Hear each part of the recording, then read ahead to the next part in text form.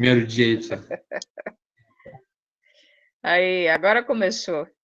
Então, pessoal, hoje, 28 de julho, nosso primeiro dia do semestre, né? Primeira aula do semestre. Leonardo, tudo bem? Bem-vindo. Tudo bem, E eu, obrigado. de nada. Primeira coisa que eu queria falar com vocês é sobre o nosso cronograma, né? O nosso plano de ensino, que a gente apresenta sempre na primeira aula. E por isso que eu perguntei para vocês o que nós tínhamos estudado até o final do semestre passado, porque a nossa disciplina é continuação, né?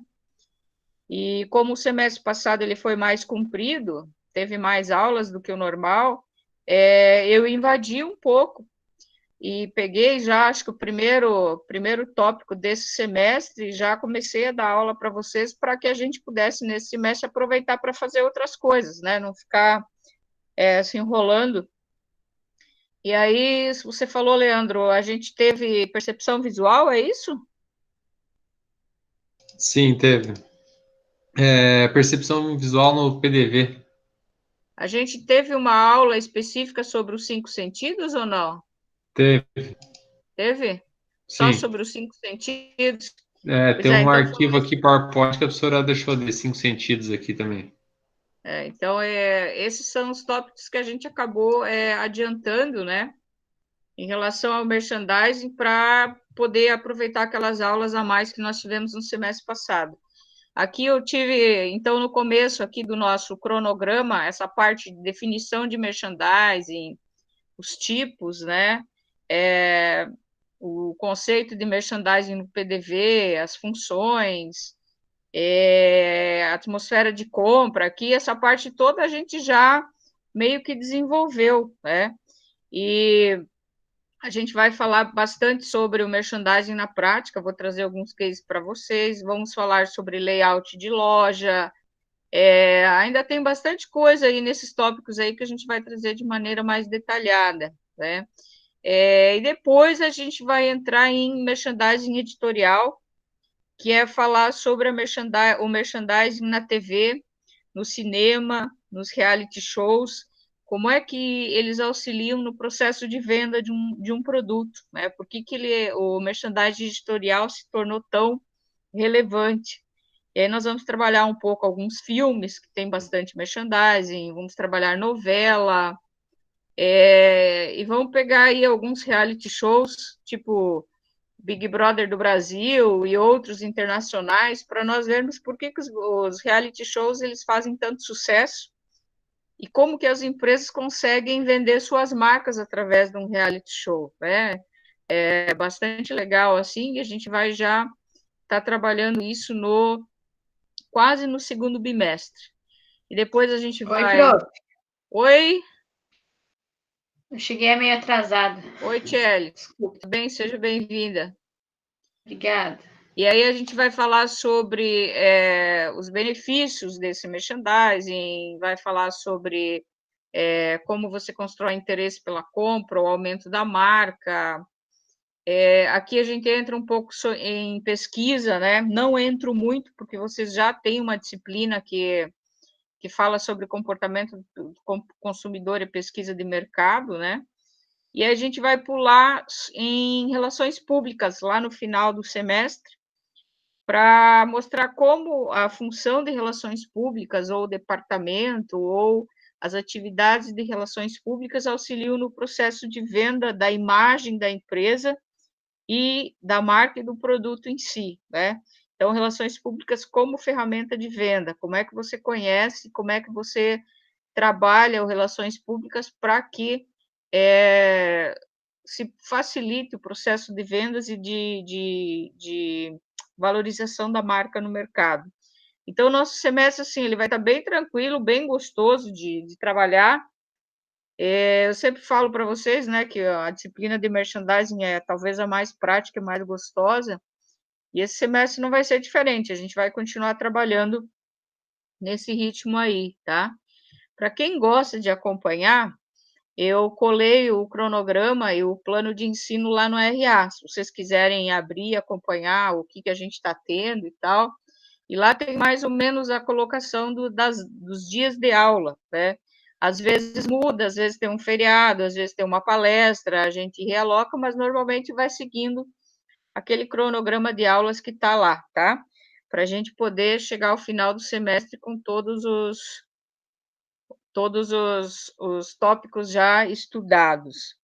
O que eu quero fazer com vocês em termos de avaliação, tá? Para a gente discutir isso um pouquinho.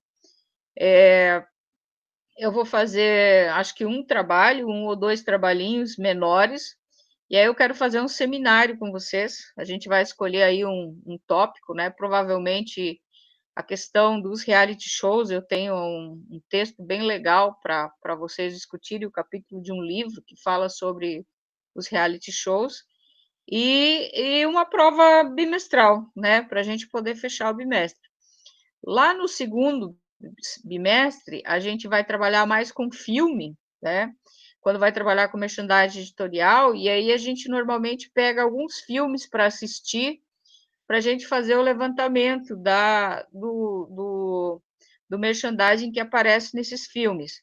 Então, normalmente, se não houver nenhum episódio diferente, no segundo bimestre, a gente trabalha com um seminário sobre cinema, né, sobre os filmes, e faz um trabalho, um estudo de caso sobre relações públicas nas empresas. Aí eu pego alguns projetos ou algum caso que tenha acontecido, que tenha relevância na mídia, e a gente trabalha esse caso em relação à marca, produto e venda no mercado. E aí a gente fecha o semestre em termos de avaliação, né?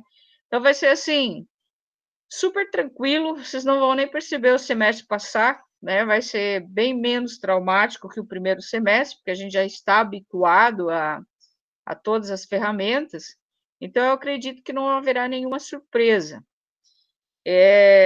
Eu volto a dizer de novo o que eu falei no começo, né? Que vocês cuidem para não perderem aula, né? É importante que vocês estejam em todas as aulas, como se a gente tivesse em aula presencial, para que vocês não acumulem, né? Não acumulem aulas a serem assistidas, não acumulem tarefas, para não ficar pesado no final do bimestre. Então, a gente vai fazendo, vai resolvendo, vai entregando, e aí não vai ficar traumático para ninguém, vai ficar algo mais agradável, né? A disciplina ela é bem gostosa esse semestre, como foi no semestre passado, né? A gente vai ser bastante visual, menos teórico e mais visual, bastante informação, mas é tudo assim, coisas que vocês já sabem, já aprenderam ou já viram como consumidores, e agora a gente está exercitando o outro lado dentro do ambiente de loja. Caso a gente volte para o presencial antes do final do ano, nós vamos fazer umas 2 visitas técnicas aí em supermercados e em pontos de venda para ter aulas práticas, tá? Caso a gente não consiga voltar, a gente vai fazer isso de uma maneira online. Eu estou vendo um jeito aí para a gente fazer algo, né, diferente, mas que a gente consiga ter essa prática aí também de como se a gente estivesse indo no supermercado ver os PDVs, tá bom? Alguém quer colocar alguma coisa sobre os conteúdos? Quer perguntar sobre a avaliação? Só no dia da prova, professor. Só no dia da prova? Eita, isso não muda, né? Estava falando no começo que vocês já estão no quarto semestre, olha que rápido que está passando o tempo, né? Cada vez mais vocês estão chegando ao final, né? Só tem mais 2 semestres. Esse semestre vai voar. Graças a Semestre Deus. que vem, graças a Deus, semestre que vem vocês vão voltar para a faculdade no presencial para fechar o 5º período, né? Então, vou fechar com chave de ouro. Vai ser muito bacana a gente finalizar essa turma aí, porque está correndo super rápido mesmo, né? Eu vou abrir um outro material para vocês. Vou mudar aqui um pouco para ver se eu consigo aparecer na aula, porque eu não estou conseguindo aparecer na aula quando eu abro para vocês.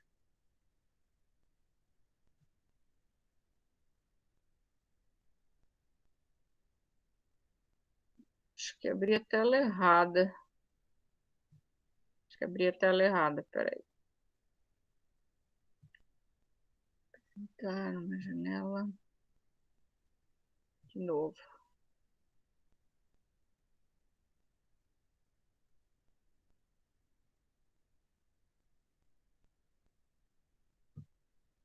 Aqui, permitir.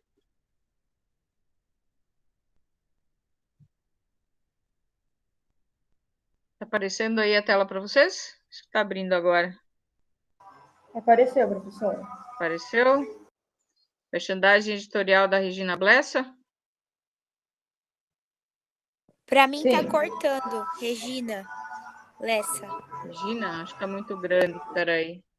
Ah, verdade, tá muito grande a tela. Peraí. Isso.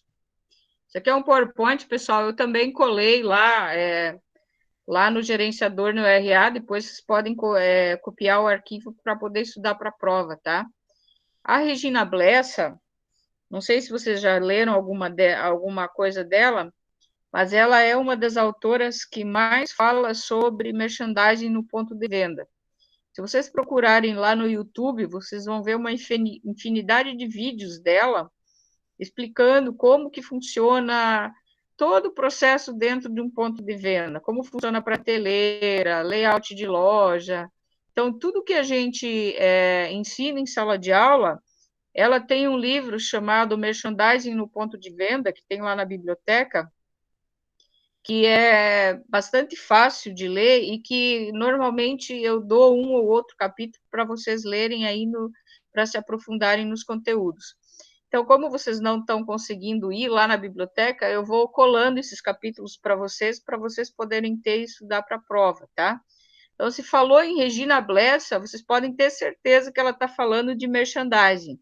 Aí é sempre interessante porque ela é uma autora muito prática, do jeito que ela grava os vídeos dela, é a forma que ela escreve o livro. Então, é bastante interessante, se vocês quiserem se aprofundar, vocês lerem aí alguma coisa da Regina Blessa sobre merchandising editorial, tá bom? Então, vamos lá. Aqui a Regina Blessa fez um organograma para a gente poder explicar onde é que está o merchandising inserido dentro do marketing, para a gente poder entender qual é o papel dele dentro desse processo do marketing e da comunicação com o consumidor.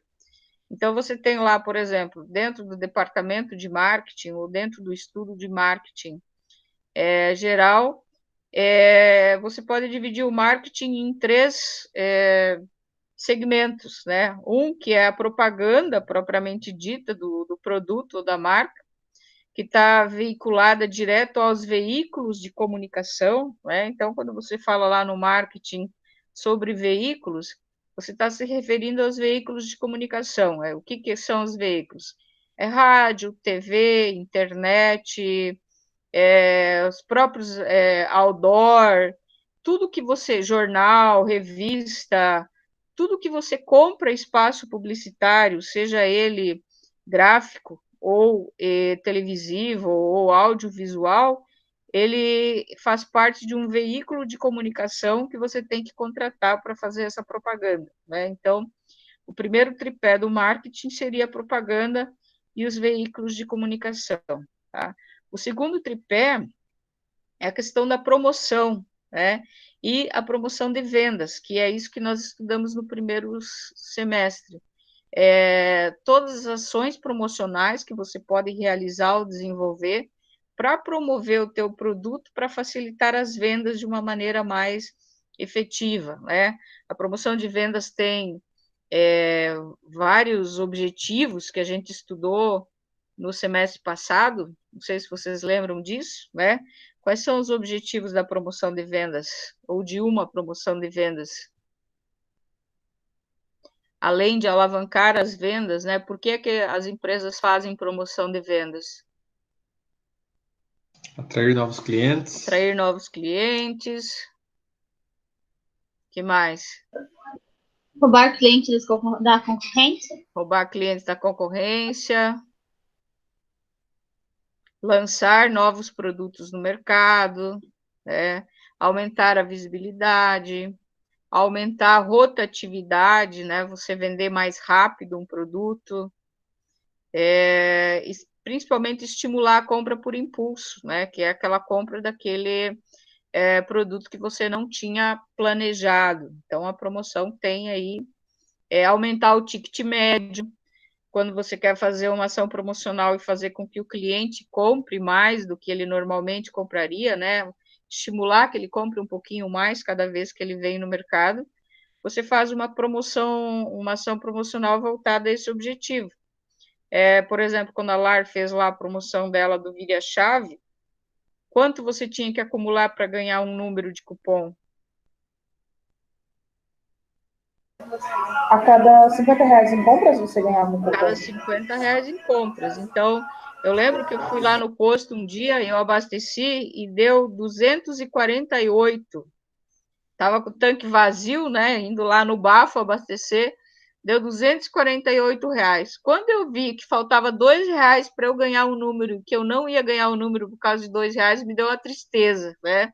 Se eu pudesse, eu ia lá botar mais R$ 2 na bomba para poder ter direito àquele número. Então, quando uma empresa faz essa coisa de a cada tantos reais em compra você ganha um número, ou você ganha um brinde, ou você ganha um cupom, você estimula o consumidor a comprar um pouquinho mais para fechar aquela numeração. Então, tudo isso, esses objetivos, eles fazem parte da promoção de vendas, que é o segundo tripé do marketing, né? E o terceiro tripé fica, então, com o merchandising, que é você trabalhar efetivamente o ponto de venda, o ambiente de loja, a cenografia, a distribuição de produtos na prateleira, o layout interno, tudo que você pode fazer no ponto de venda para estimular esse consumidor a atingir aqueles objetivos que também são da promoção de vendas, né?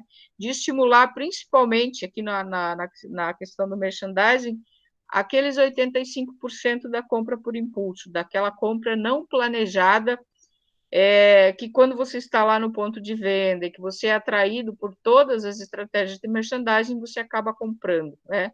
Então, a propaganda, o merchandising e a promoção são o tripé do marketing dentro desse processo de estimular a venda no dia a dia, né, das empresas, e que é o que fortalece a força de vendas, na verdade, né?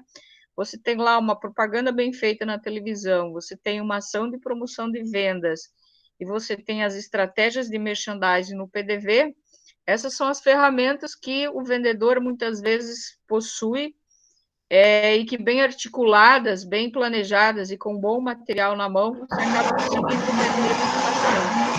Uma hora para vender isso. Oi, Eliane. Estou ouvindo aqui. Oi, professora. Tudo bem? Tudo bem, seja bem-vinda. Obrigada, professora. Então, nós temos esse tripé, né, que é do marketing, e dentro dele o merchandising, que é o que nós vamos nos aprofundar nesse semestre aí com vocês, tá bom? Eliane, está aparecendo a apresentação para você?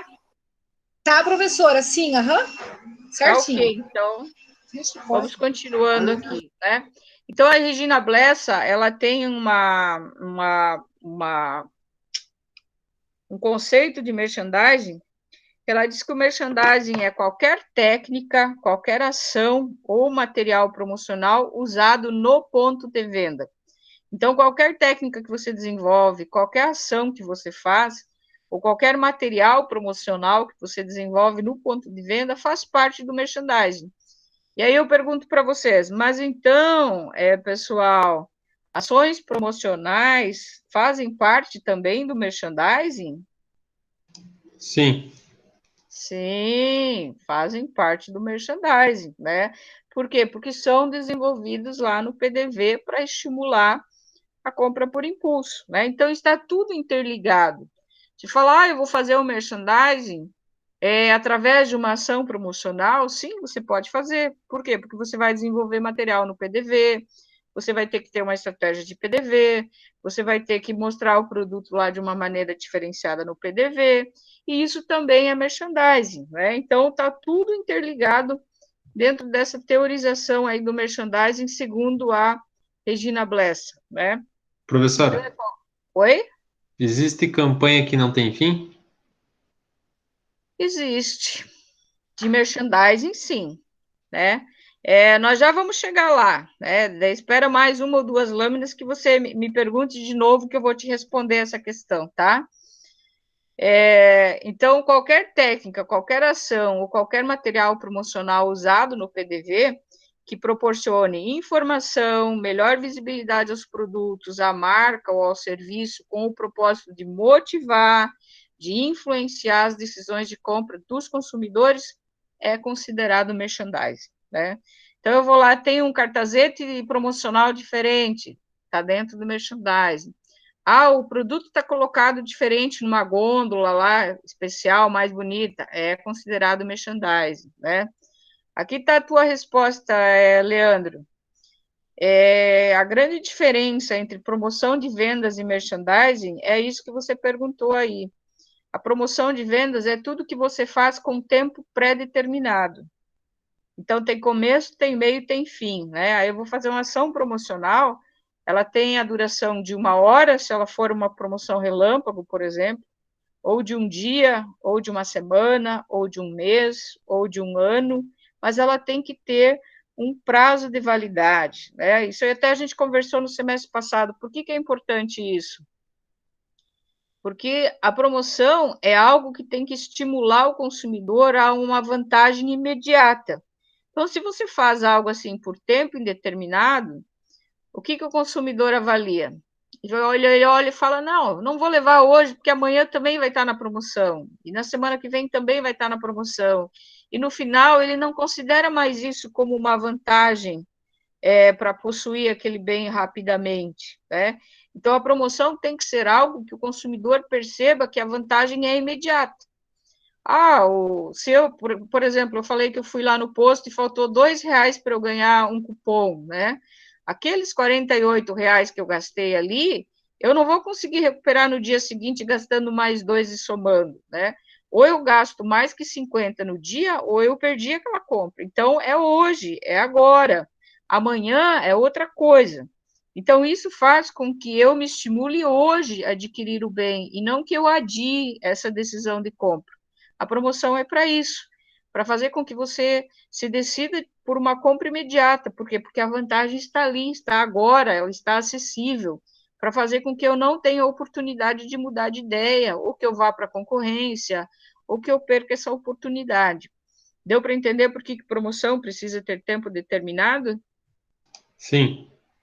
Então, é sempre assim, você vê lá se tiver uma promoção no ambiente de loja que o cara não sabe quando vai acabar, tem algo errado, né? Às vezes eles colocam lá enquanto durar o estoque, tá? Perfeito. Por quê? Porque eles não sabem se aquele estoque vai durar um dia, ou 2, ou 3, mas qual é o tempo daquela campanha? Até acabar o estoque. Quando acabar, não adianta você chegar lá e falar, não, mas estava em promoção e agora eu quero. Não, está escrito ali que o prazo de duração da campanha é enquanto durar o estoque, né? Então, isto vale como um tempo, né? Mesmo que não seja 1, 2 dias ou 1 hora, mas o tempo é enquanto durar o estoque. Se vier uma pessoa e comprar tudo, acabou o estoque, né? Esse estoque está ali faz uma semana e a ação ela está lenta e não consegue vender com a velocidade que se achou que venderia, vai durar uma semana, né? Por quê? Porque o prazo de validade da campanha é enquanto durar o estoque. E aí vem a pergunta que você fez, né? Uma ação pode ser por tempo indeterminado, né? Se for por tempo indeterminado, só se ela for considerada merchandising. Por que o merchandising é por tempo indeterminado? Porque ele é mais considerado como estratégia do que como ação. Então, você, por exemplo, arruma a tua prateleira de uma maneira diferente para chamar a atenção do consumidor, ou cria várias ilhas, ou modifica o teu layout de loja, ou pinta diferente, né, para você poder chamar a atenção do consumidor. Isso não é algo que você vai fazer todo dia, né? É algo que às vezes você faz uma vez por ano e durante um ano aquela estratégia diferente da tua loja permanece ali. E quando você percebe que não dá mais resultado, ou que você quer mudar, ou que precisa de uma reforma, ou que vem produtos novos e marcas novas, você dá uma repaginada. Mas isso não tem a ver com essa coisa da vantagem imediata. O merchandising é mais no sentido de informação, de chamar a atenção do consumidor para aquele determinado produto, ou aquela determinada marca, com uma embalagem especial, uma exposição diferente. Por isso que os 5 sentidos são tão importantes para o merchandising, porque você utiliza justamente isso, né? Você chama uma cor diferente, você coloca de uma maneira, empilha de uma maneira diferente, você coloca uma música num ambiente de loja, ou você cria um jingle, ou você faz uma degustação que é uma ação promocional, mas você está trabalhando com a questão do paladar. Então, é tudo uma questão de como você trabalha as estratégias dentro do ambiente de loja para que isso seja constante. Você não precisa colocar um prazo de validade. Mas se você trabalhar com uma vantagem, a ideia é que você realmente predetermine uma vantagem para o consumidor, um prazo de validade para que o consumidor perceba sempre isso como vantagem. Estão entendendo o que eu falei? Sim, a minha pergunta foi referente à campanha Rende Mais da LAR. Rende mais? Lá do que ganha desconto no posto de combustível a tantos reais comprado no supermercado, que daí tu ganha o cupom para desconto. Eu não conheço essa campanha ainda não. Explica um pouco para mim. Ô, logo, professora. A cada R$100 em compras, você ganha um cupom para 3% de desconto nos postos para abastecer gasolina. Só que ele não é acumulativo. Só que aí, o que eles estão fazendo? Eles estão usando um negócio para poder promover o outro, né? Usando a ideia de que eles têm uns clientes do supermercado para fidelizar esses clientes no posto também. Está percebendo a jogada? Então, esse Sim. tipo de ação ele pode ser contínua porque é para fidelização. Então, eu quero fidelizar um cliente, então eu vou durante o ano inteiro, ou até quando eu conseguir fazer isso, jogar. Por quê? Porque os 2 negócios são meus. E se eu tenho muitos clientes aqui que eu já conquistei com ações promocionais passadas, e aqui eu não tenho tantos, eu quero que esses clientes também sejam clientes desse negócio. Então, eu vou atrelar uma coisa a outra. Deu para entender? Sim. Porque é o mesmo proprietário de 2 negócios diferentes, mas que poderiam ter clientes em comum. Às vezes, 2 proprietários diferentes fazem parceria, né? Você pega dois donos de negócios completamente diferentes e eles fazem parceria justamente para dividir clientes. Por quê? Porque são produtos diferentes. É um posto de combustível e um supermercado, né? Então, ele consegue fazer isso. Você compra aqui, eu não estou te dando desconto, né?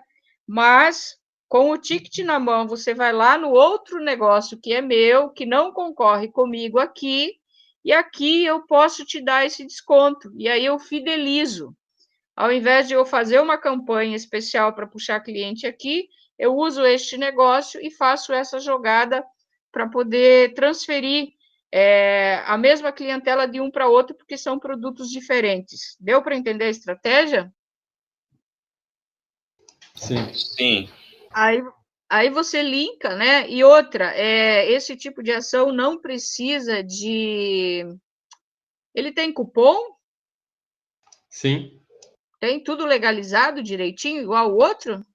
Sim, professora. Lara é show, professora. Lara é show. Não, é que eu estou tentando entender a legalidade do processo. Então, por exemplo, se eu vou lá no supermercado e compro lá R$200 em compras, tá? Que tipo de comprovante eu tenho para poder ganhar o desconto no posto?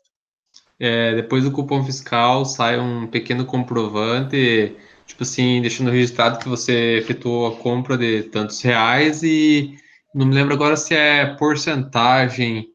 Não tenho certeza agora, professor, se é porcentagem que você ganha e daí tem tudo especificado que você tem um prazo de 1 semana para você gastar aquele cupom nos postos daí e já diz que não é acumulativo também. E não é personalizado, né? Não. Ó, tá vendo como é a estratégia? Por quê? Porque ele faz com que você tenha que usar rápido, senão você perde. Eu acho que esse tipo de ação é cuponagem. Eu acho que não precisa de autorização da Caixa Econômica Federal. Mas é legal para a gente pesquisar, porque é algo novo, né? Algo diferente. É moderno. Na verdade, quando duas saiu isso coisas. aí, professor, a ideia foi, na verdade, faz tempinho, quando começou a sair os postos, porque não eram estabelecimentos tão conhecidos, né? E a ideia mesmo era chamar os clientes, e a ideia também não era de se prolongar isso aí, tá até hoje, né? Por isso que eu perguntei, assim, porque hoje eu tava olhando, eu falei, mas isso aqui já tem faz tempo, né? Eu parei para pensar. Por isso que eu É porque perguntei, né, se tem. é uma ação que ela não exige autorização da Caixa Econômica Federal. Então, se fosse da Caixa, teria que ter começo, meio e fim, tá? Começou dia 1º de julho de 2020, tem que ter um dia para terminar, porque lá no processo da Caixa Econômica teria que ter esse prazo, né? Mas como é cuponagem, cuponagem é você ganhar um cupom para trocar por alguma coisa, né? Você pode ser acumulativo, como pode não ser, como é o caso ali. Por que eles fizeram não acumulativo? Para obrigar você a ir logo, na ideia de que toda semana você abastece. Então, eu ganhei o cupom, eu vou aproveitar e vou lá eu fui no supermercado, comprei as compras, ganhei o cupom, eu vou aproveitar e vou lá no posto e já vou abastecer, já vou ganhar o desconto. Então, você acaba movimentando os dois negócios com um único cliente. E às vezes é mais barato você dar o desconto no posto para este cliente que já comprou com você, do que você fazer uma grande ação promocional com os dois, como era o caso da ação do ano passado, né? Então, eles devem avaliar nesse sentido o que é que dá mais resultado. Porque quando você faz uma campanha macro, como a do ano passado, você está chamando clientes novos para os dois negócios. Quando você faz essa ação de comprando aqui, você ganha desconto para consumir aqui, você está entre os clientes que você tem, fortalecendo um negócio que está mais fraco do que o outro dentro do processo, né? É como você falou, é para a gente poder aumentar os clientes do posto, que é um negócio menos conhecido, menos popular. É por causa disso, né? Então, E tem é mais legal a um, hein, estratégia. professora? E tem mais um ainda. Aí tem essa do mercado com o posto. E daí já no posto, daí como no caso lá é conveniado com a Petrobras, no caso, né? E daí tem o Sim. aplicativo da Premia, que quando você vai lá e abastece ou troca óleo ou faz qualquer tipo de serviço na rede da Petrobras, daí você cadastra, no caso, o atendente cadastra o cupom fiscal, você tem que ter todo o cadastro no aplicativo, né? E aí também é de pontos acumulativos. Tipo assim, tu atinge 1.000 pontos, 2.000 pontos, você ganha R$ 50 em gasolina, troca de óleo, daí tem outros benefícios como desconto em cinema, em drogarias, você pode concorrer a viagens também, só que daí é tudo pontos É acumulativos, quase no caso. como acumular milhas, né? É, É quase é como igual. acumular milhas. Você vai, quanto mais você gasta, mais você vai acumulando para trocar por benefícios, né?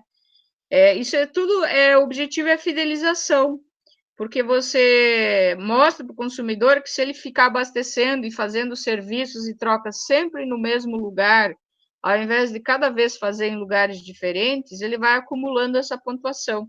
O objetivo disso é para fidelizar, né? No caso dessa ação da Petrobras, quem tem que fazer todo o processo legal é a Petrobras, né? Porque ali o posto da LAR funcionaria só não é nem Ponto de filial, venda, como é né, que fala, professora? Seria um ponto de venda no caso um deles ponto de também. venda, exatamente, como um PDV. Né? Então, por exemplo, se a Nestlé faz uma promoção que vende de um produto que é vendido no supermercado Lar, a promoção é da Nestlé, não é do supermercado Lar. E ali no caso também, a promoção da gasolina, neste caso da pontuação, é da Petrobras e não do posto da Lar, porque em todo posto da Petrobras vai ter a mesma promoção. É isso, né? Sim, e não é querer fazer propaganda, mas vale a pena, hein, professora? Sim, porque essa é a ideia da fidelização, é a vantagem imediata. Tá vendo como a gente começa a perceber aí qual é a motivação que está atrás dessas ações promocionais, né? Qual que é o objetivo deles montarem todo um processo que não é fácil, né? Para o cara ter direito ali a desconto em farmácia, a entrada de cinema, Até às vezes locação de compra em carro, loja, professora. tem que fazer todo um convênio, né? A Petrobras tem um trabalho enorme de fazer um convênio, de acumular pontuação, de desenvolver um programa que você possa lá se cadastrar e os pontos serem computados para você. Então, tem todo um gasto aí, um investimento, cujo objetivo é a fidelização, para fazer com que o consumidor perceba que há uma vantagem em você sempre comprar no mesmo posto, no mesmo lugar ou no mesmo ponto de venda, né? Isso tudo faz parte de ação promocional, né, de promoção de vendas junto com o merchandising. Então, pessoal, já que o Leandro fez propaganda, vamos experimentar lá para ver como que funciona, depois a gente fala se vale a pena ou não, tá? Ô, professora, falando nesse... Valeu a pena, pelo menos. Ô, Leandro, esse desconto Oi. de quanto por cento para abastecer na LAR, quanto que é o desconto? Eu não me lembro se é porcentagem ou se é em centavos, mas, tipo assim, quanto mais você abastecer, tipo, maior vai ser o desconto, no caso, né? Já peguei e acabo perdendo o tiquezinho, nem nunca fiz. Eu Nunca não me fui. lembro agora, se eu falar, eu tô mentindo. Ah, tá, eu também não lembro. Por Então, isso que beleza. eles devem fazer de você ter que trocar numa semana, porque realmente a gente, como o brasileiro, não tem o hábito de guardar ticket, né? Então a Aham. gente acaba perdendo a oportunidade e acaba não sendo eficiente a ação. É verdade, Então, várias vezes eu guardo e acabo perdendo e nunca troquei. sim, Relaxo mesmo. eu vou trocar também, vou ver só para Pra ver ver como funciona, quantos- para a gente poder trocar figurinha depois. Isso. Mas vale a pena, professora, porque, tipo assim, como você vai, digamos, encher o tanque do carro, assim, o desconto é grande.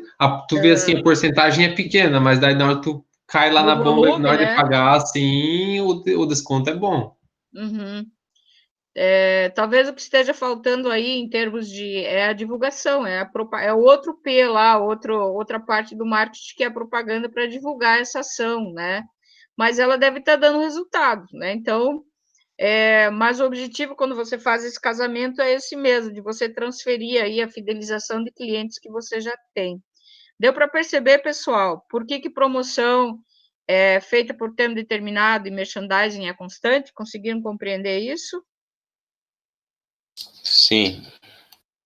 Aí aqui a Regina Bless continua dizendo que a propaganda promete, né? Naquela divisão do marketing lá, a propaganda promete, por quê? Porque quando ela faz a propaganda, ela cria uma expectativa sobre o consumo de determinado produto e o ponto de venda entrega, né? Então, eu vi lá na televisão, eu ouvi no rádio, eu vi no outdoor, ou eu vi lá nas redes sociais, no Facebook ou no Instagram, chego lá no ponto de venda no supermercado, eu encontro o produto e acabo comprando. Então, a ideia aqui é justamente essa, né? Que a propaganda faz todo o alvoroço prometendo um determinado produto ou um determinado resultado, e o ponto de venda tem a função de entregar esse produto, porque ele vai estar lá quando o consumidor vier para adquirir aquele produto, tá? Professora, posso interromper um pouquinho? Pode. Por incrível que pareça, tem um folder dessa campanha Rende Mais em casa aqui. Todos os clientes que realizarem suas compras em lar supermercados acima de R$ 100 será emitido um vale desconto de 3% para ser utilizado no abastecimento de veículos leves. O vale 3%. desconto é válido por 7 dias após a sua data de emissão. Deve ser utilizado para uma única abastecida e não é acumulativo. Não, a ideia é que na semana você vai abastecer. Então, por exemplo, no sábado eu fui lá no supermercado e comprei R$ 200. 3% de R$ 200, quanto que é? R$ 6. É isso? Sim. Eu sou péssima de matemática. Aí você vai lá no posto, abastece e ganha os R$ 6 de desconto que estão lá no cupom que você comprou no supermercado. Para linkar essa coisa de comprei no supermercado, abasteci no posto, e aí você fideliza. Deu para... Até nesse ponto, você tem que pensar que se eles dissessem assim, vamos deixar acumular. Aí a pessoa, de repente, fosse abastecer lá no posto só uma vez por mês, porque ela deixa acumular todos os pontos para que quando ela for abastecer, ela ganhe um desconto maior, né? Mas qual que é o objetivo de fazer você ir mais vezes num PDV? Vamos ver se vocês lembram o semestre passado. Por que é bom fazer o cliente voltar várias vezes na loja?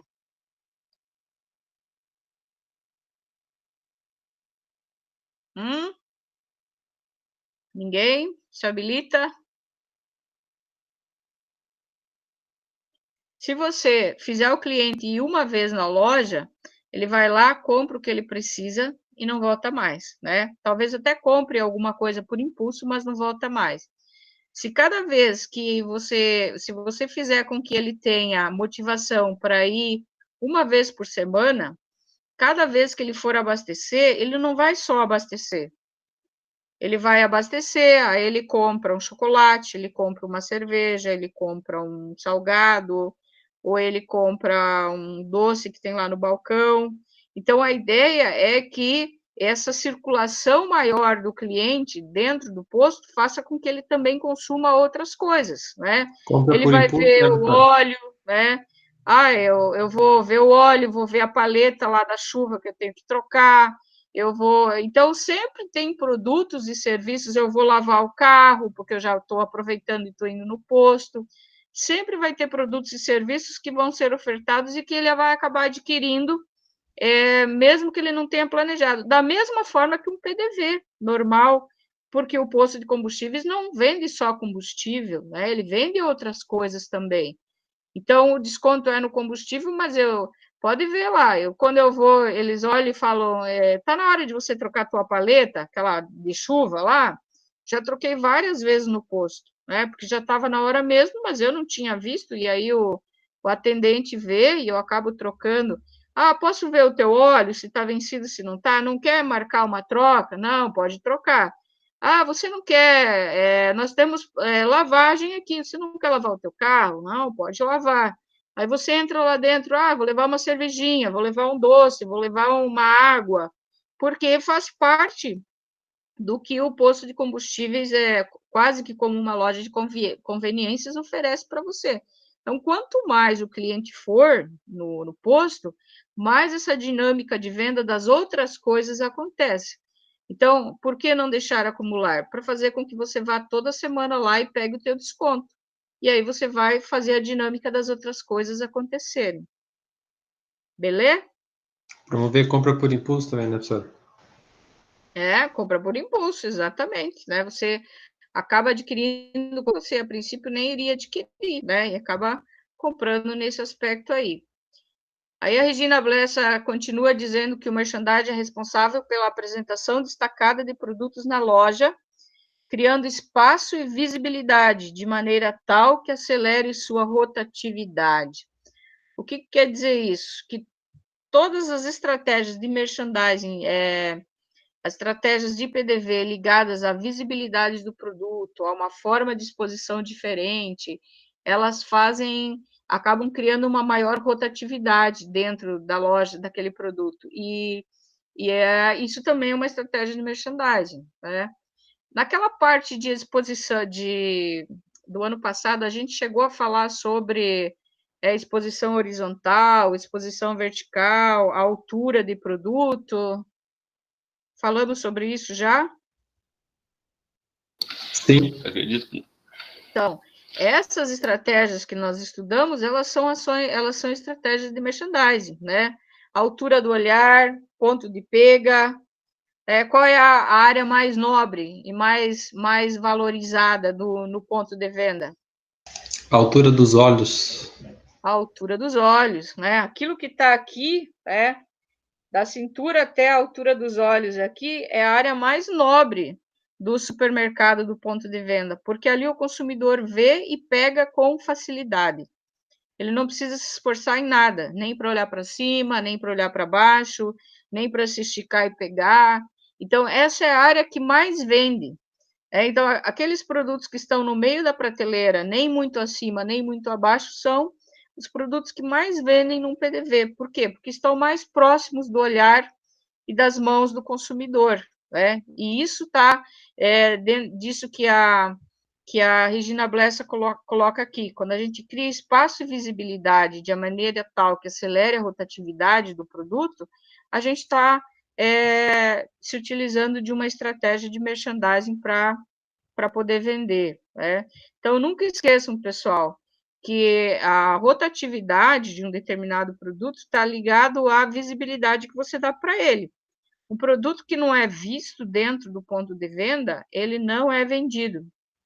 Porque se você não é visto, você não é lembrado, se você não é lembrado, você não é comprado, né? Então, eu quero acelerar a venda de um determinado produto que está quase vencendo, por exemplo, né? Estou aí com o produto 40 dias e não tá rodando, né? Não está tendo rotatividade. Se eu deixar ele onde ele está, ele não vai vender mesmo. Eu tenho que fazer alguma coisa. Eu tenho que dar visibilidade para esse produto, né? Às vezes é só isso que falta. Às vezes a embalagem é boa, a marca é boa, o produto é bom, mas ele foi colocado num lugar que não tem visibilidade, né? Então, eu vou botar ele nessa altura aí. Vocês podem ter certeza, quem trabalha aí com varejo vai testemunhar que os produtos que você coloca nessa altura do olhar, eles são vendidos muito mais rapidamente do que qualquer outro produto. Então, depois aí nas outras aulas, a gente vai estudar sobre formas de arrumar o produto na prateleira, se ele é horizontal, se ele é vertical, se ele é blocado, né? Se a gente coloca em blocos, que são formas de visibilidade do produto. Algumas empresas optam por colocar de forma vertical, porque sabem que ali no meio vai sempre vender mais.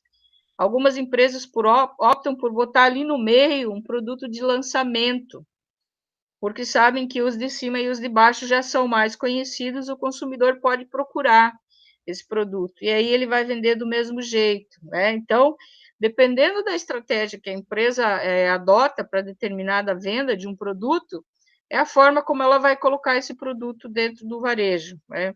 Às vezes ela negocia lá com a Compras uma ilha especial, para poder ter um ponto de venda maior, que chame mais atenção para uma determinada ação promocional. Isso tudo faz parte dessa visibilidade que se busca dentro do ambiente de loja para essa rotatividade maior. É tudo estratégia para vender. Então, se eu tenho pressa, eu tenho que botar esse produto na maior visibilidade possível. Se eu não tenho pressa, mas eu quero vender, que é o objetivo de todo produto, eu tenho que fazer propaganda, eu tenho que fazer ação para que o consumidor busque esse produto, procure esse produto dentro do ambiente de loja. E aí vem a maior briga, né? Alguém aí trabalha com merchandising, com promoção de vendas? Ou é vendedor de varejo? Então, eu vou pedir para o Rafael, que o Rafael trabalha com supermercado, né, Rafa? Sim. A briga que acho que até nós já falamos isso no semestre passado, não sei se, né, porque eu dava 2 disciplinas para o Rafael, então eu nunca sei em qual aula que eu falava o assunto. A briga que é entre as marcas para você conseguir uma frente, né? Uma frente a mais que o teu concorrente, ou uma frente a mais do teu produto, ou para você conseguir colocar um produto novo dentro do varejo, né? Abrir um espaço, porque para você aparecer alguém vai ter que diminuir o seu tamanho. Então, é uma guerra constante, e essa discussão, o Leonel trabalha também, né? O Leonel pode testemunhar também. Essa negociação, ela já começa lá no compras. Quando você vai negociar o teu preço e o teu desconto, você já está negociando espaço. Isso está diretamente ligado, né? E o varejo, o compra sabe disso, que se ele compra uma grande quantidade de um determinado produto, ele tem que dar espaço para esse produto ser vendido lá no varejo, senão ele vai ficar lá no estoque, não vai vender e vai acabar sendo devolvido. Então, essa estratégia de vendas interna dentro do espaço, do PDV, do varejo, ela é muito ligada com compras, porque se o compras não tem esse jogo de entender que o que ele compra tem que ter espaço e o que ele compra mais ou a menos, o espaço ele é equivalente dentro do ambiente de loja, muito provavelmente o varejo vai ter problemas com muito produto vencido, porque não tem o produto não tendo visibilidade e ele não consegue ter saída, né? Então tem que sempre casar isso para poder você privilegiar os produtos que você compra e que você expõe dentro da loja. E aí o que você quer vender mais rapidamente, coloque ali naquela altura do olhar que é mais fácil do consumidor pegar, né? E assim, pessoal, sempre lembrando, o consumidor é aquele para o qual aquele produto é feito. Então, se eu estou falando de brinquedo para criança, a altura do olhar é lá na altura da criança, né? Não é na altura do adulto. Não é que nem às vezes a gente vai numa loja que o brinquedo está lá em cima, que nem o adulto mais alto do mundo não alcança. Isso aí nem a criança nem o adulto vão comprar, porque está muito longe, está muito difícil de pegar, e aí ele acaba não vendendo, né? Então, se vocês olharem hoje, por exemplo, em termos de layout, estou me adiantando um pouco no conteúdo, mas faz parte da introdução, os supermercados hoje estão optando por prateleiras cada vez mais baixas. Às vezes, espaços maiores, prateleiras mais baixas, para o produto ficar mais acessível ao consumidor, justamente por causa dessa questão da compra por impulso, né? Então, se está à altura do olhar, se está ao alcance da mão, aquele produto vai ser vendido muito mais rapidamente, né? Então, Professora, oi. eu vejo que as marcas, assim, elas estão utilizando, assim, daqueles expositores, assim, visuais mais aéreos, assim, pendurados nos forros das lojas, do que aqueles que ficavam nos corredores, assim. Vejo bastante isso pela Trink, pela Paraty, que eles às vezes fazem aquelas embalagens de suco, assim, grandes, só que daí pendurado em um copo, assim, por cima da prateleira, né? Que Eles pro estão chão achando ocupa espaço, muito né? espaço, né? E em cima, assim, tu tem espaço e consegue ver de longe. Eles estão criando espaço e criando visibilidade, é bem A isso. Porque Pringles imagina, também faz isso, que é da Paraty, no caso, também. sim, você tem essas empresas aí, um departamento de marketing que fica só procurando espaços alternativos, né? Onde é que eu poderia colocar o meu produto que não atrapalhe os outros, mas que tenha visibilidade e que o varejo deixe eu colocar, né? Porque estava tendo assim muita reclamação que esses expositores assim ficam no chão verticais assim e tal, ocupa espaço nos corredores em dias de movimento Exato. e a maioria dos gerentes não, tipo assim, no nosso caso, pelo menos, que Não deixa colocar. não deixa colocar, nem era para receber no caso, Uhum. né? O nosso gerente, lá, pelo menos quando chega essas coisas, já fala que vai jogar no lixo, assim, né? Para nem mandar. Sim. Daí eles Meninos, mandam pensem, esses eu aéreos. trabalhei quando eu tinha 14 anos, eu era repositora de supermercado. Quando eu tinha 14 anos, isso faz. Cara, se eu fizer as contas aqui, vocês vão cair de costa aí. Faz 35 anos atrás. E já era assim. Imagina hoje, né? Às vezes chegava um PDV, coisa mais linda de uma marca, e o gerente, isso aí não precisa nem descarregar. Por quê? Porque não tem espaço dentro da loja. Para eu colocar você, eu tenho que tirar metade de uma gôndola, né? Eu tenho que tirar uma ponta de gôndola, ou eu tenho que tirar uma ilha. Não tenho espaço. Ou você me traz um negócio menor, ou você não vai colocar. Então, imagina hoje que a quantidade de produtos e de marcas, meu Deus, não dá nem para fazer um comparativo de quanto aumentou, né? E E tipo às assim, vezes professora, se um traz, uma marca traz, a outra marca vai querer trazer igual outra também. marca se acha no direito, né? Então você tem que ainda ter, por exemplo, um varejo, ele tem que ter critérios, né? Isso que você está falando. Se eu deixo todo mundo colocar, imagina o que vira, né? Então, ou eu estabeleço critérios, ou eu faço negociações. Você quer colocar esse teu PDV enorme aqui na minha loja? Então, o negócio é o seguinte, eu quero uma bonificação de tanto, senão não vou dar. Porque daí, quando a outra marca vier pedir o espaço, você vai fazer a mesma negociação. Você vai dizer, você vai me dar a bonificação que ele me deu? Se você me der, eu te arrumo espaço. E aí a coisa, né? Porque se você deixar todo mundo invadir o teu varejo e colocar o que quiser, eu lembro na minha época, você entrava num supermercado, às vezes era uma poluição visual tão grande de cartazete, de promocional das marcas, que você não sabia qual que era a comunicação do supermercado e o que veio de fora, sabe? Os penduricalhos, os móveis e tudo mais que se colocava. E depois houve um processo de limpa disso. Eu lembro que quando eu fiz assessoria nos supermercados da Lara há uns 15 anos atrás, eu participei desse... Não, 15 não, acho que uns 10 anos atrás. Eu participei de um processo de limpeza, assim, sabe?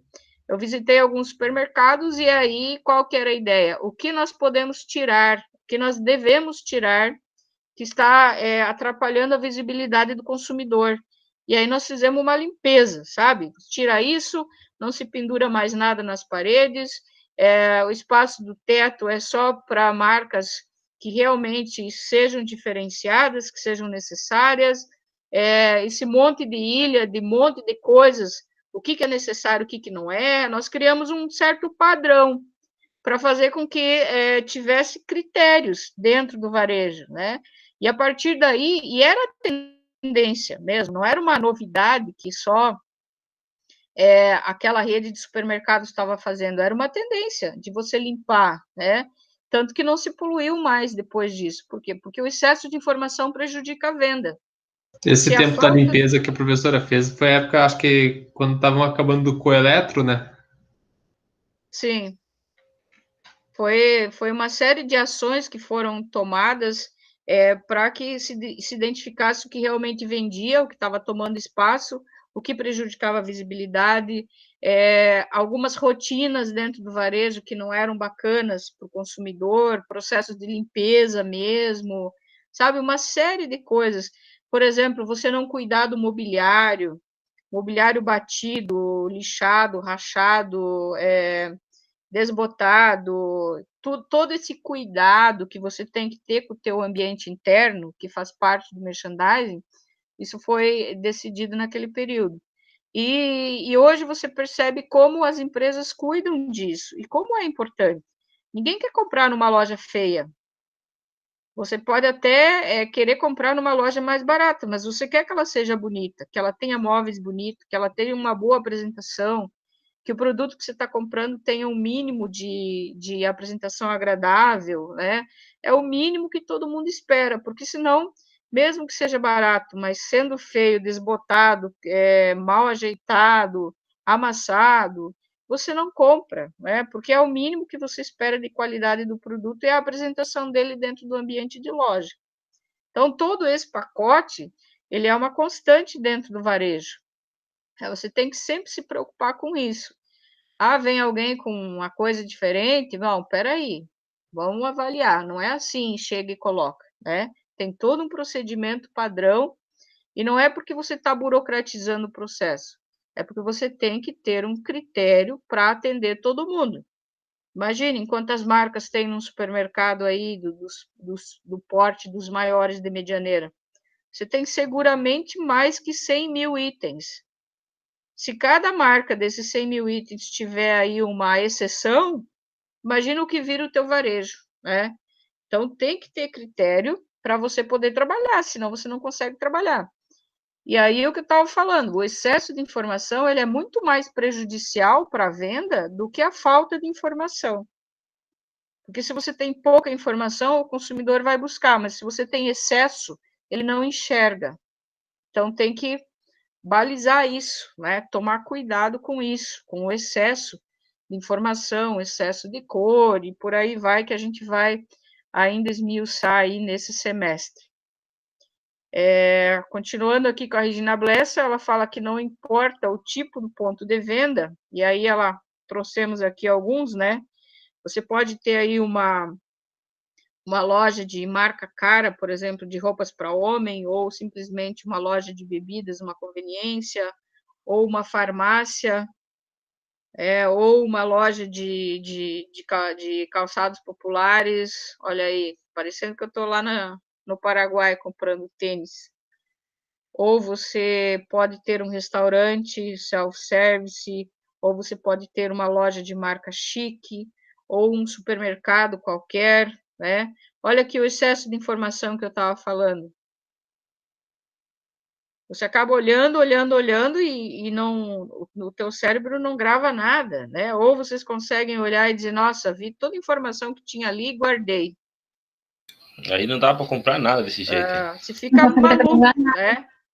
Então, o excesso, ele é terrível, né? É pior do que se nada tivesse preço, porque daí, pelo menos, o consumidor vê o produto e vai lá olhar. Então, isso tudo tem que ser levado em consideração, né? Então, a Regina Blesk não falou aqui uma ilha especial, né? Um PDV especial chamando a atenção de um produto, provavelmente um lançamento e tal. Mas a mensagem que ela quer passar, que não importa qual seja o PDV, pode ser qualquer um, né? Merchandising é composto de muitos fatores importantes e detalhes que podem levar um produto, uma loja ao sucesso ou ao fracasso em pouco tempo, né? Você pode ser muito bem sucedido com as estratégias certas de merchandising, ou você pode levar a tua loja à falência muito rápido, porque o cliente olha, entra, detesta, não se identifica, acha muito poluído, muito confuso, muito sem espaço, e acaba indo embora e não volta mais, né? E ainda fala mal para todo mundo que foi naquela loja, que achou isso e aquilo horrível e não volta mais. Então, ela ainda completa que o merchandising é o produto certo, na hora certa, pelo preço certo, na quantidade certa, no lugar certo. Então, é todo esse conjunto, né, que forma o merchandising. E é isso que faz acontecer a compra por impulso. Quando você tem essa exposição certa, promovendo certo para o público certo. Olha, interessante a frase dela aí. Você consegue usar isso como list e ticar tudo, você vai ter aí um merchandising assertivo na sua loja. Você está com o produto certo? A hora certa, o que é? Quando o cliente precisa dele, quando o cliente vem buscar. Não adianta você ter, por exemplo, no varejo, o cliente vem e fala, olha, você tem... eu estou procurando Coca-Cola, tem Coca-Cola? O cara fala, não, infelizmente acabou, mas semana que vem tem. Você acha que o cliente vai esperar para semana que vem? Vocês esperariam? O cliente quer para ontem, Não. professora. Para ontem, ele quer para agora. Então, na hora certa não pode faltar. Ele não vai esperar nem para amanhã, nem para daqui a 10 minutos, nem ele vai sair daquela loja e talvez ele não compre nada, porque ele fala, se não tem Coca, eu já vou na outra que tem, já compro tudo, né? E aí, quando ele vai lá na outra, de repente ele gosta e não volta mais, porque cliente fiel, você tem que estar sempre alimentando com vantagem, porque senão ele não vai fidelizar você nunca, né? Não existe mais fidelização sem vantagens. Então, essa coisa de na hora certa é isso, você não pode deixar faltar. Ele está dentro do varejo, está dentro do ambiente de compra, a hora certa é agora. Você tem uma pizzaria, você vai lá e a tua pizza preferida, que você está louco de vontade de comer, chega lá, você pede a pizza, o garçom vem e fala, olha, infelizmente hoje não vai ter esse sabor, mas se você voltar semana que vem, a gente já vai ter de novo. Você vai comprar pizza, talvez até compre contrariada, uma outra pizza, um outro sabor, mas já aquele encanto inicial que você tinha já acabou, né? Até às vezes o mau humor chega, já estragou tua noite. Por quê? Porque não tinha na hora certa aquele produto que você queria, né? Pelo preço certo, nem mais caro nem mais barato, mas aquilo que o consumidor espera e que seja o justo, que seja o anunciado, né? Na quantidade certa.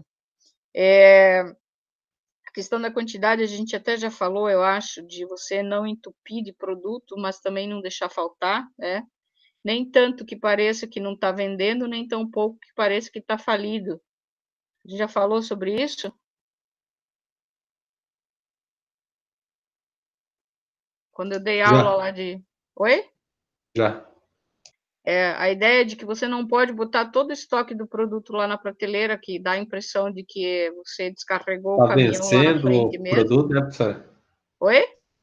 Dá a impressão que estava vencendo, queima de estoque. Exato, estava em queima de estoque, ou que o caminhão descarregou lá na frente mesmo e você nem levou para trás, né? A ideia é sempre do equilíbrio, né? Na quantidade certa. Nem tanto que pareça que não vende, que está tudo ali, e nem tão pouco que pareça que você está falindo, porque você não tem estoque para reposição. Então, aquele equilíbrio que você tenha sempre uma quantidade certa dentro do ambiente de loja, né?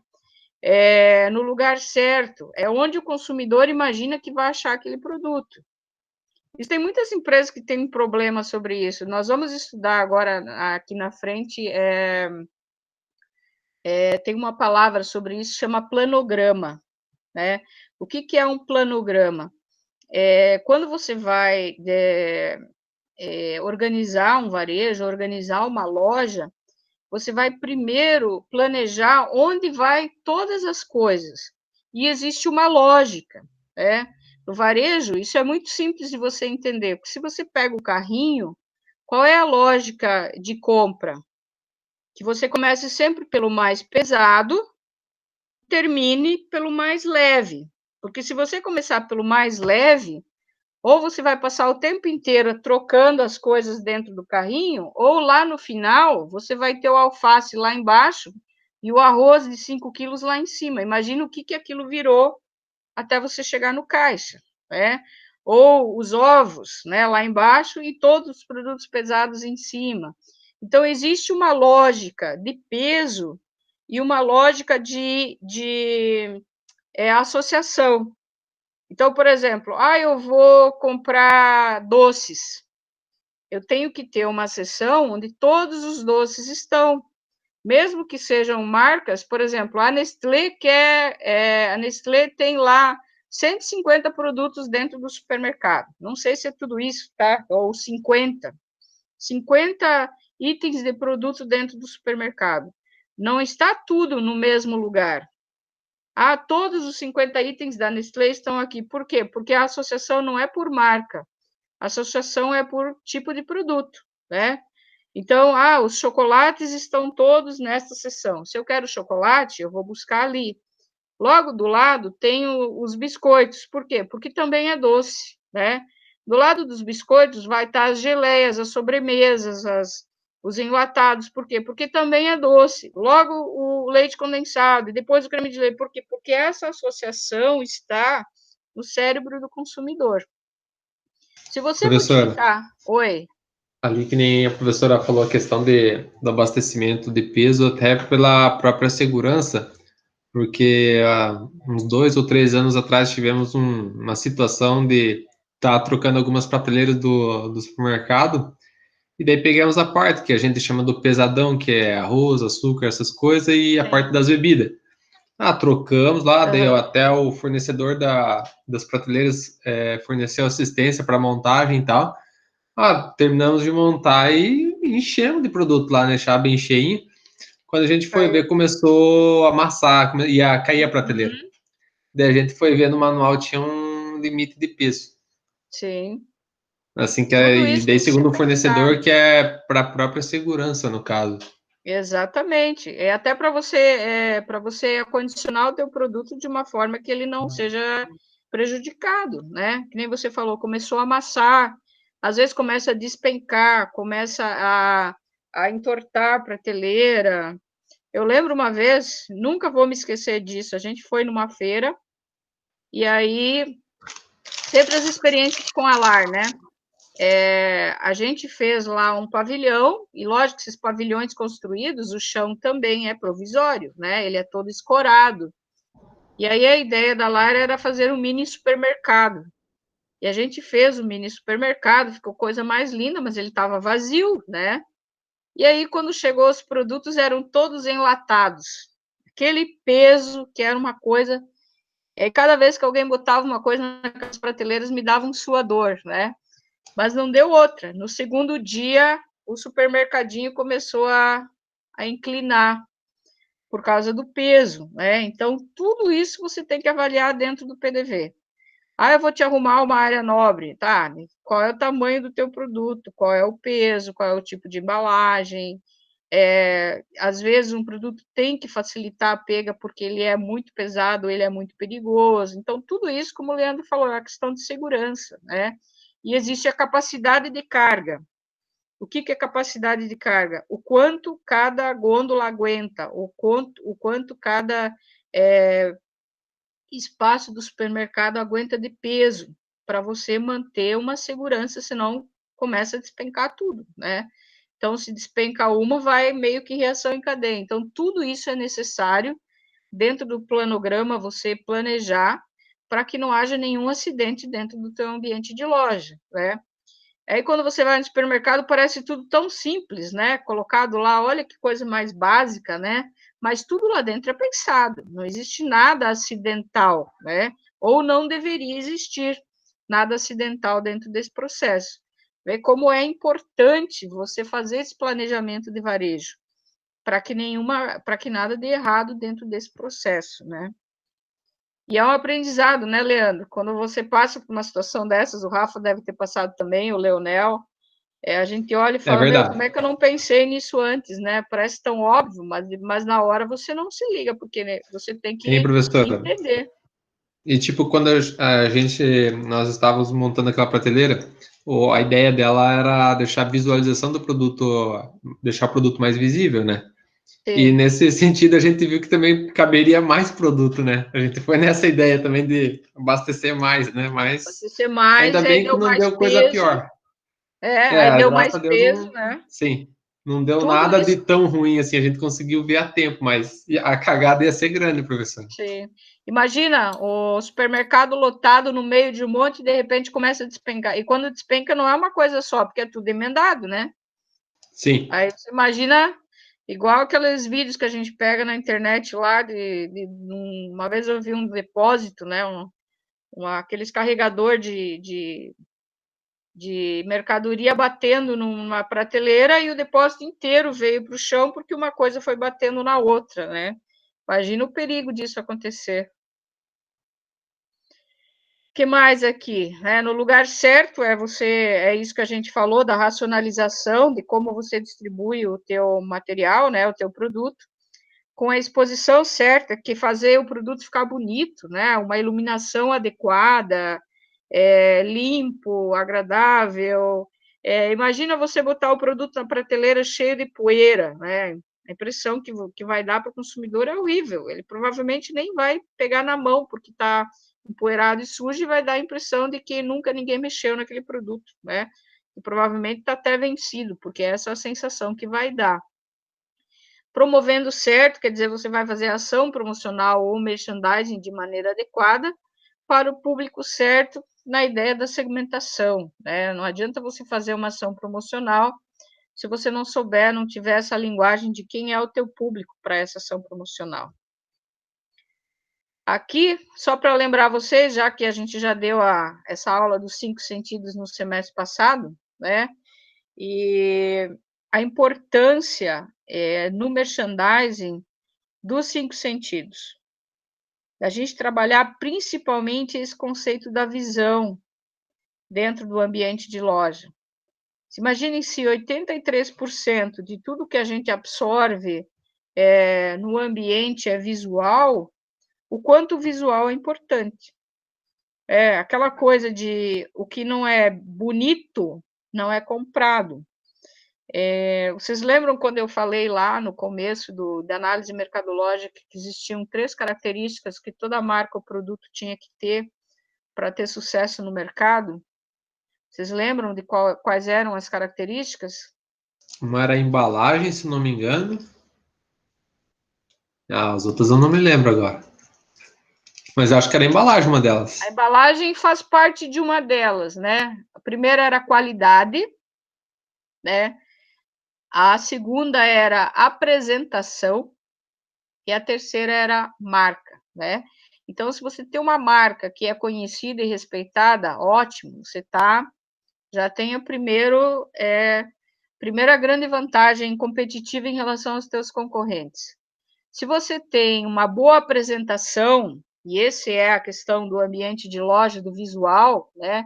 Uma boa apresentação é o quê? Uma embalagem bonita, uma embalagem que protege. Não adianta ser uma embalagem bonita que no primeiro cliente que pega e devolve já fica marcado, né? Se 3 clientes pegarem e devolverem, ninguém mais compra aquilo, porque fica feio e prejudicado. Então, a apresentação é fundamental.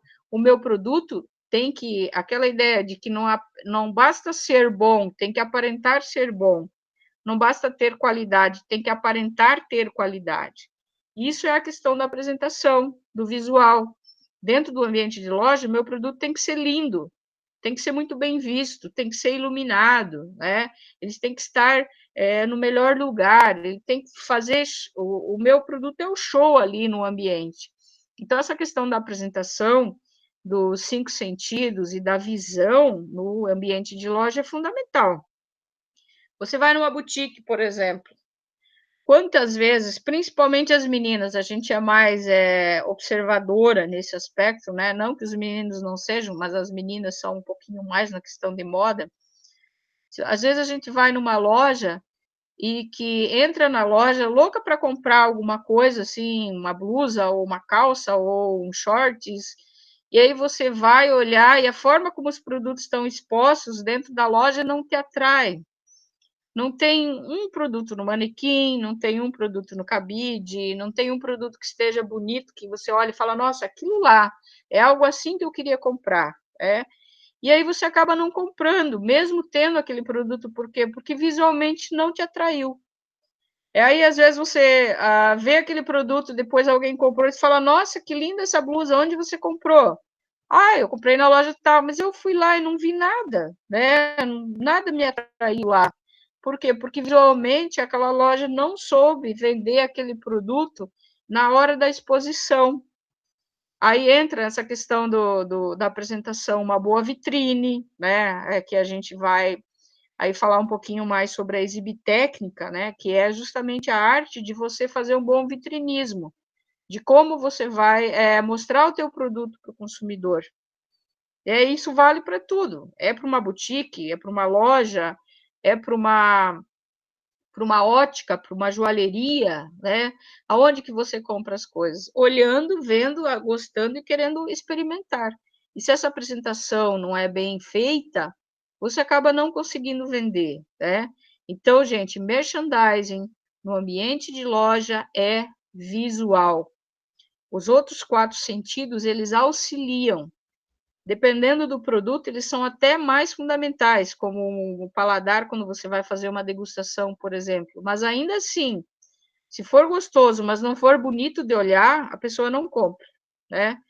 Ah, eu vou fazer lá uma degustação de linguicinha. O cheiro é maravilhoso, o gosto é ótimo, mas a linguicinha tem uma cara feia, porque eu não consegui dar um aspecto bonito para ela, a venda vai ser prejudicada, né? Então, até nos elementos, perfume, as fragrâncias, por exemplo, vou pegar o Boticário como exemplo, as fragrâncias são maravilhosas, o cheiro é fundamental, mas as embalagens são lindas, né, meninas? Você vai lá, você vê lá um perfume que tem uma embalagem que parece um diamante, né? Então, a essência fundamental mas a embalagem também é fundamental. E aí é colocado uma caixa maravilhosa, com laços e fitas, e depois colocado numa sacola que você vai levar, que tem a marca da empresa. É tudo visual, né? O perfume, a essência, ela é extremamente importante que está lá dentro, mas todo o visual faz parte, e você está pagando por ele. Porque se fosse só a essência, você ia lá numa loja comprar a essência sem embalagem, que estava lá com uma numeração, com aquele cheiro, você levava para casa. Por que você compra com todo aquele aparato? Porque o visual é muito importante, né?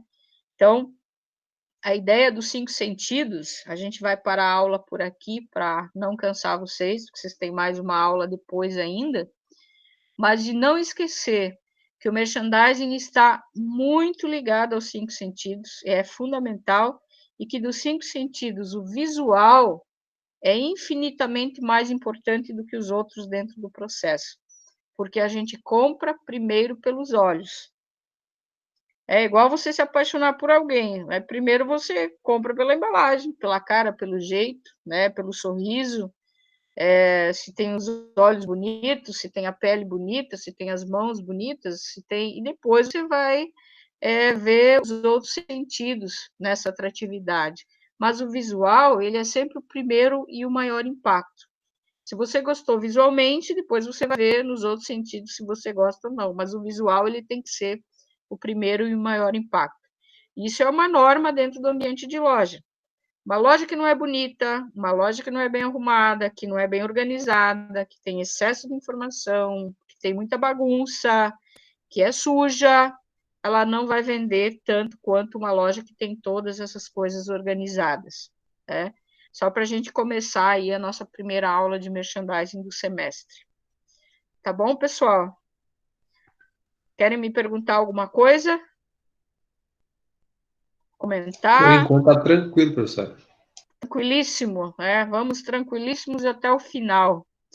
Essas aulas, elas são muito, de cunho muito prático. Tudo que a gente fala aqui, vocês visualizam aí no trabalho de vocês de alguma forma, né? O Leonel, que está me respondendo tranquilo aqui no chat. Pessoal, eu gosto muito quando vocês participam, tá? Então, vocês podem me interromper a hora que vocês quiserem, podem perguntar o que vocês quiserem. O Rafael também está falando aí tranquilo, né? E daí a gente vai ter uma aula gostosa, dinâmica, e vai ser fácil de vocês aprenderem e botarem em prática tudo isso. Tá ok? Eu deixei essa apresentação da Regina Blessa gravada lá no RA, e eu vou continuar com ela na próxima aula, tá? Ela tem quase 80 lâminas, a gente vai conversando sobre os assuntos que ela coloca para a gente visualizar o assunto. Tem uns vídeos dela no YouTube, eu vou colocar lá no RA para vocês só para complementação, né? De repente alguém se interessa de olhar, aí vocês podem dar uma olhada no YouTube e confrontar aí com o conteúdo que a gente está falando em sala de aula, tá bom? Tá bom. Ok? Tudo certo? Podemos ir para a próxima aula, então? Essa semana eu não vou dar tarefa nenhuma para vocês, tá? É só para a gente iniciar o conteúdo, e semana que vem a gente continua a partir de onde a gente parou. Ok? Ok. Beleza, então? Boa noite. Boa aula para vocês, bom resto de semana. Qualquer coisa me chame no WhatsApp, tá? Oi. Tu já fez chamada? Eu copiei e colei antes aqui, e daí eu já faço a chamada a partir do visual, tá bom? Tá bom, obrigada. Porque os outros professores estão fazendo chamada de chamar mesmo? Eles estão vendo por acesso do RA. O acesso da RA. É por aí mesmo que eu vou olhar. Tá bom? Tá bom, obrigada. Um beijo para vocês. Boa semana. Boa noite, prof. Tchau. Boa noite. Boa noite. Boa noite. Boa noite.